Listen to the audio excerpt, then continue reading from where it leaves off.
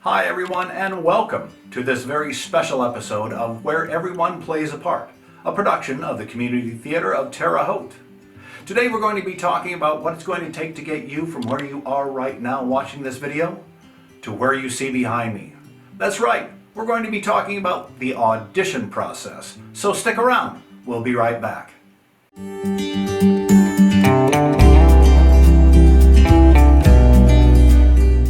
We've got a little extra time. Do you want to go over lines together? Yeah, sure. I've read the whole entire script. I'm not sure what they're looking for in terms of parts and whatnot, but I'll do my best to help with the casting decision. Oh, I know. You never know what a director's actually looking for. All you can do is go up there and do the best you can. Oh yes, it's definitely always a mystery. Welcome back. Our job today is to demystify the audition process. To do that, we called in a number of people with years of experience in making casting decisions. They're going to be sharing with you their insights, observations, and tips and tricks to help you become better as you move through the audition process. So, let's get started.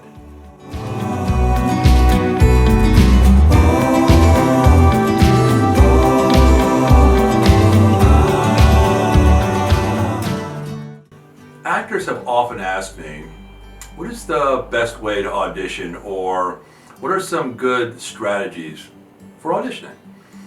And it's a complex question because there's lots of different kinds of shows, lots of different kinds of theaters, lots of different kinds of directors and casting directors and musical directors. So after giving this some thought, I think that there is one strategy that would enhance any actor's chances, or maybe this way, that would enhance their ability to communicate their skill set to the director, casting director, or music director. So, first, start preparing for your audition earlier that day. What I mean is not practicing acting, but practicing relaxing, eliminating stress, so that you can go in there and be clear-headed, clear-voiced. And this is what I tell actors is this: it doesn't matter what the character is supposed to be. Your job isn't to try to enact a performance. Your job is to communicate to the director your skill set, and you do that by being present. Okay? Since the most compelling acting is being present in the moment. And if you're tense, if your body is tense, if your voice is tense, if you're not focused, if you're worried, if you're trying to wonder what they want, then you won't be present.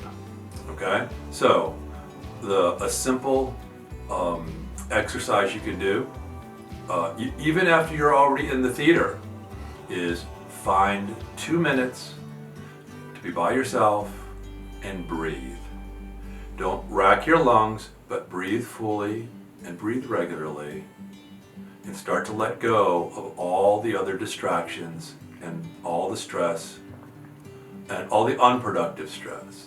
That's what I mean about preparing for your auditions earlier in the day. If you know you have auditions that evening, during the day, if you have a minute or 5 minutes, take a second to start thinking about relaxing, breathing, opening your voice up. Here's the thing, when you do that, you will be present, but also you will be sensitive to, if you're reading with another actor, this is very important, but even if you're just reading on stage to the directors, to maybe other actors in the house, in a relaxed mode, you will be more sensitive and aware of the stage, of the text, of your audience, and that's what I mean by presence. So instead of trying to read the minds of what the director or a casting director might be looking for in a Romeo, don't worry about that. Worry about your body and your voice. Remove the unproductive stress. Try to relax. I know this is hard advice because by their very nature, auditions are stressful. That's why I say start that day, or even days before.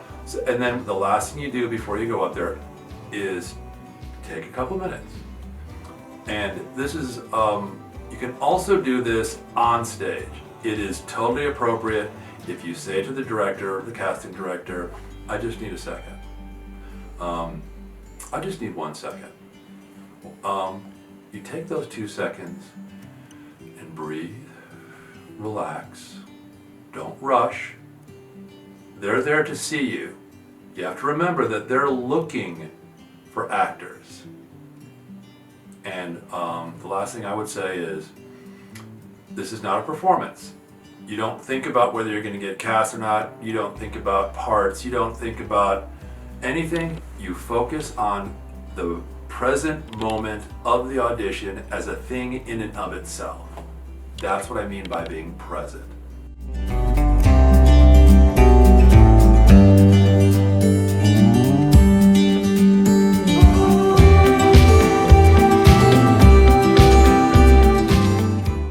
When auditioning, there are 2 parts to it. There's the formal and the informal. Informal is when you walk through the front door. People will be watching, casting, and the director, perhaps other people in the production. So make sure that you are confident and poised and excited to be there. And the second one is the formal, and that is when you are on stage about to read for a role. You will be asked your first and last name. And also do that with confidence. Stand there, make a statement who you are when you do that. So here are a few vignettes we'd like to show you of the process of auditioning. There are some that are not right, some that are right. And let's see if you can watch the 3 and see which one is the best way to go. Please tell us your name. Oh, I'm Allie. Could you repeat that, please? Yeah, I'm Allie. I'm sorry, what was your last name, please? Oh, Hartnett. Thank you. Robin Bear. Scott. Kenworthy. So, did you pick out the right one? If you picked number 2, you are correct. Poise, confidence, even a little smile at the end. That is how you walk in and you audition for a show.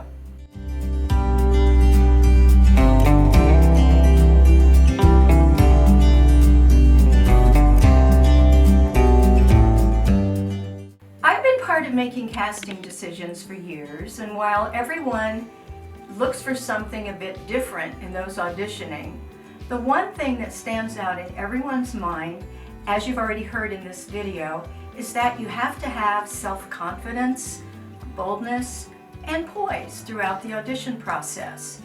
Even if you tend to be shy and reserved, a good audition will require you to be just the opposite. Take a look at the following video clips. The first shows what confidence is. The actor's voice is clear and projected. Her facial expressions are consistent with the lines she speaks. There isn't an excess of body movement, and there is a genuineness in the way she presents her monologue. The second clip shows an actor who is clearly uncertain of herself. She reads the script side with a monotone voice and with very little facial expression. She doesn't breathe any life into the script. And to top it all off, she puts up a little protest at the end, sending a poor message to those making the casting decisions. Go ahead with your reading, please. Oh, Kurt? He's the last to be bothered with anybody's morals. Kurt and I are the unconventional ones in the family. The trouble with Bigelow, Martha, is that he didn't conceal his sins, and that won't fly in this Philistine small town. Thank you so much. That'll be good. Go ahead with your monologue, please. I didn't memorize it. Can I just read it from the page? Sure, that'll be good. We were real lunatics for a time. And then when we calmed down enough to realize how things stood with us, we swore we'd never have children again, to steal away their memory. it wasn't what you thought, romanticism, that set Kurt wondering and me with him. Okay, thank you. But I still have more to go. That's okay, thank you. Here's a little secret, and we know that it may not sit well with some of you, but reality is that people accomplished in making casting decisions need to hear and see very little of an actor's reading or singing or dancing. Within a very short period of time, a preliminary decision as to whether you'll be cast at all will have been made in the minds of many of the casting people. Presenting yourself on stage for as little as 10 to 15 seconds will most likely tell them what they need to know to move ahead with a preliminary decision. They might not know which part they'd like to cast you in, but please know the decision to cast you or not will be made in that very short period of time. So remember, do your very best in those first 10 to 15 seconds of auditioning. They are critical. In the next clip, we see two actors talking about the audition process. It's clear they know very little about the show they're auditioning for, and that is a critical error. Well before you audition, get to know the show and its various characters. There's a wealth of information on the internet through simple searches for the show by name.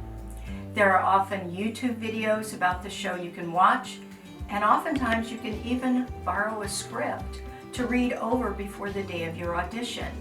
There's no reason you can't learn a great deal about the show long before you actually audition. You'll also hear the actors talk about wanting one of the lead roles and have little, if any, interest in what they call small roles. Refusing to consider or accepting a smaller role speaks volumes about an actor, and it isn't in a positive way. Smaller support roles are critical to any show, and in reality, most of them are a pure joy to play. So, what role are you auditioning for? I don't know. I'm just here, Yeah, I mean, same. I audition here a couple of times a year, and I just want to be on stage. Right. Just act. Right. Yeah. But looks like there are a couple of lead roles. I'd really like to get one of those. I mean, Yeah. the small parts aren't really my thing. No. We should now talk a bit about what to do if you are not cast for a role. Not being cast in a role is something that anyone who has auditioned with any frequency can relate to. If you're not cast for a show, don't be discouraged, as it may not have had anything to do with your talent. Casting decisions are made taking into account far more than acting ability. How an actor will blend with the others cast for the show, not having the physical qualities the casting people are looking for, others auditioning in a way that is more consistent with the director's vision for the show, and a host of other reasons are often behind a person not being cast. Don't be discouraged if you're not cast for a show. We strongly suggest that if you're not cast, that you volunteer to do something for the show. There are so many other things that you can do, from helping build and decorate the set, to becoming involved with lighting or sound or makeup, and many other ways that you can help. Doing so will work well for you in auditioning for future shows, as you will have proven that you're a team player, that you're dedicated, and that you have the drive to support a production. Those very things will establish your positivity in the minds of those making casting decisions in the future.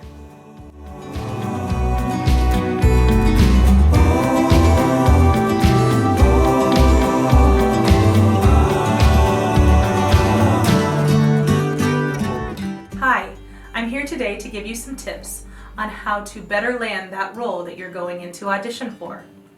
First, make sure that you know the show backwards and forwards. Know the plot, the script, the score, the characters, and the song. Secondly, make sure that you have chosen a song that shows your capabilities and abilities. Be nice to your accompanist. Make sure that that song is not too difficult for him or her to play, and that you've given them a clear copy of what to use. Talk to them at first if there's any tempo changes or any issues that you might have throughout your audition, so that there are no issues between you and the accompanist as you're auditioning. Also, make sure that you speak clearly to the casting committee and the directors. Make sure they know your name and why you're there. Lastly, no excuses, no apologies. If you walk up and you say right off the bat, "I'm sorry, this isn't going to be good," that will be the first thing that casting committee hears from you. They won't listen to anything else. And when you're finished, make sure you say thank you, not "I'm sorry," or apologize for anything that you've done. Be proud of yourself, be proud of your work, because if you're not, no one else will be. We're now going to take a look at a couple of vignettes. The first will be how not to audition for a show. The second will be a more polished audition.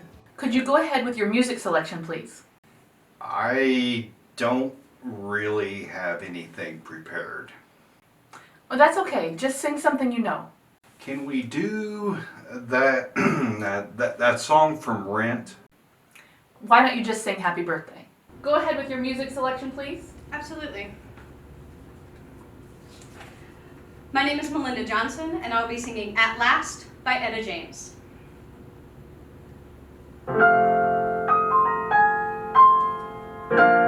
Sometimes at an audition, you may be asked to read from the script. In the following vignettes, you will see two actors. Both are asked to read a second time with a little more feeling. The first doesn't do so well. The second, there's a profound change.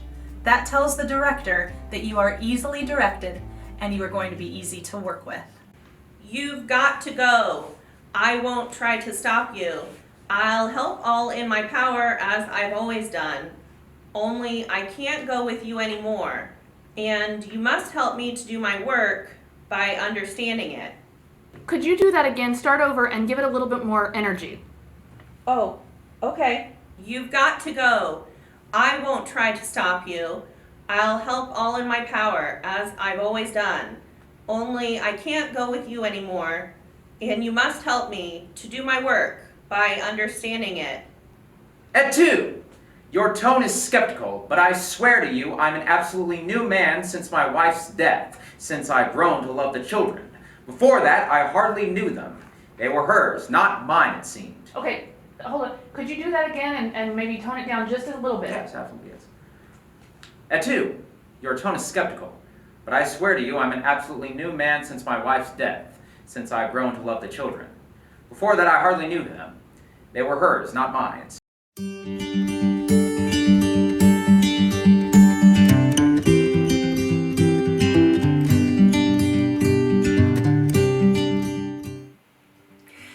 As the chair of the casting committee for the Community Theater of Terre Haute, I have been a part of and taken part in more auditions than I can remember. As I've gone through the audition process, I've noticed that there are lots of auditioners who are doing it right, and those auditioners are a joy to watch. I'm here to talk a bit with you today about the right way to go about auditioning for a production at a community theater. Here are some important tips to remember. First and foremost, show up a few minutes early. 15 to 20 minutes is your best bet. There will be paperwork to fill out. Even for veteran actors, contact information and conflict information is important. Speaking of conflict information, come prepared with dates where you will not be able to rehearse. It's very important to be honest on your conflict sheet so that rehearsal schedules can be adjusted accordingly. Maintain a professional but pleasant manner throughout the audition process. You might be nervous, but so is everyone else. You'll get there and you'll be fine. In addition, please be sure to have your cell phone silenced and keep your voice silent as well while others are auditioning. Think movie theater and you'll be okay. Note how others in the audition are presenting themselves, both on stage and off stage. You can learn a lot about what to do and what not to do from others who are auditioning. Pay attention and you'll see some people violating the things and tips that I've talked about today, and you'll see others who are doing it right. Can you imagine how difficult it would be to audition while others in the audience are talking as if they don't care what you are trying to do? In the following clip, you'll see an example of just that. And while it might seem a bit extreme, trust me, I've seen it happen. I can't imagine it without her. You people can't have any idea what a help, a chum she's been. Hey, do you You couldn't wanna go believe get that a some woman food could or be so something much after that in a this? life of that kind, how I've grown to depend on her. It's not too late. The thousands Well, of I know details. that She it's attends gonna to them take a all. really long She remembers time because everything. This is taking forever. I'd be lost. I wouldn't have I got mean, started no, this way. there's We can like both go. a- Thank heaven! Chain. Most, if not all, community theaters hold to a no pre-casting rule. That means no one is cast in advance of the audition process. Whether you're new to the community theater or a veteran actor, everyone has an equal opportunity to be cast in a role. Favoritism, having an inside advantage, or being treated unfairly should never be part of the auditioning process. I know that we have to do this whole audition thing all the time, but I kind of feel like it's a real waste of time. You know, I mean, let's put it this way. The director and I are best friends, so I'm pretty sure that she already thinks of me as the lead role. Really? You think so? Well, I mean, nobody said anything to me or anything, but I think that gives me a pretty clear advantage over the competition. And you know, actually, I just want a part so bad. I mean, they just have to give it to me. While anyone auditioning is doing so because they want to be cast, that desire is not enough for those making casting decisions. Your desire to be cast must also be paired with other important things. Appropriate preparation in advance is key. Gather some information about the show you're auditioning for. Know a little bit before you come to the audition. Present yourself with confidence, even if you feel nervous. Fake it till you make it. Your overall acting, singing, and dancing ability is going to come into play, along with your willingness to be able to take and follow direction given to you by those in the production team. All of these things inform the casting and production committees whether or not you'll be cast and which role you might be perfect for. Well folks, that's it. That's a wrap for this educational video of how to audition for community theater. We hope you've enjoyed it and we hope you've learned a great deal. If you follow the suggestions and recommendations made by our guests today, throughout your next audition process, we have an idea that you'll drastically improve the probability that you'll be cast. So until then, best of everything to you, audition well, and we'll see you at the theater.